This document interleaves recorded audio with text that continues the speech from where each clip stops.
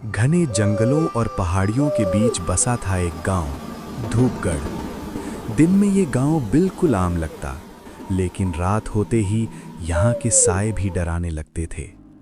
गांव के बाहर था एक पुराना कुआं, जिसके पास जाने से आज भी लोग कांपते हैं, क्योंकि कहा जाता है जो कुएं ने बुला लिया वो कभी लौटकर नहीं आया।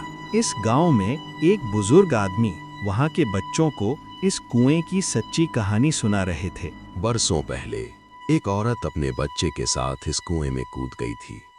उस दिन से कुआं भूखा है। दादा, कुआं भूखा कैसे होता है?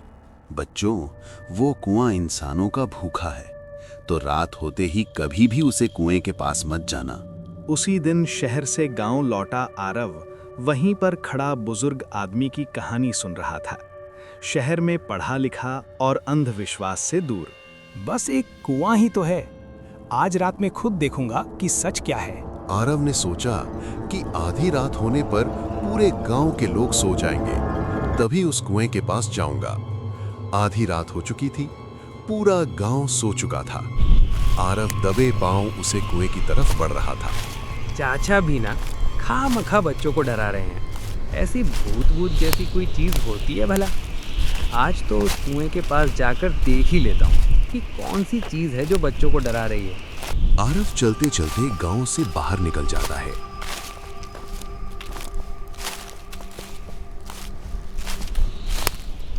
और थोड़ी देर बाद वो कुआं आरव के सामने था। तो यही है वो कुआं जिसके बारे में गांव वाले और वो चाचा बात कर रहे थे। खामखा इस कुएं को बदनाम कर रहे हैं। कुछ भी तो नहीं है यहाँ पर। उस कुएं से ठंडी हवा बाहर निकल रही थी और तभी कुएं से एक आवाज आती है। आरव। कौन है?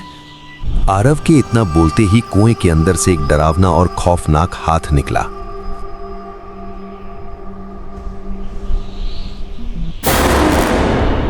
आरव उस हाथ को देखकर एकदम डर गया। जो गांव छोड़ते हैं उन्हें कुआं वापस बुलाता है।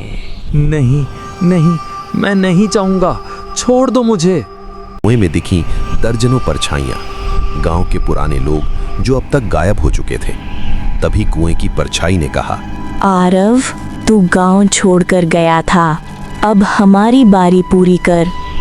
तभी आरव डर के मारे जोर से चिल्लाता है की आवाज पूरे गांव में गूंज उठी थी और सुबह भी हो चुकी थी।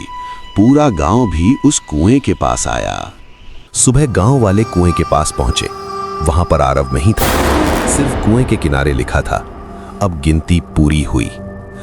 मैंने सबको बोला था कि रात होते ही कुएं के पास कोई भी मत जाना, लेकिन इस कल का आया हुआ लड़का मेरी बात नजरअंदाज करके यहाँ पर चला आया। अब आप सभी लोग देख ही रहे हो। आज भी अगर रात में कोई कुएं के पास से गुजरता है तो कुआं धीरे से उसका नाम लेता है।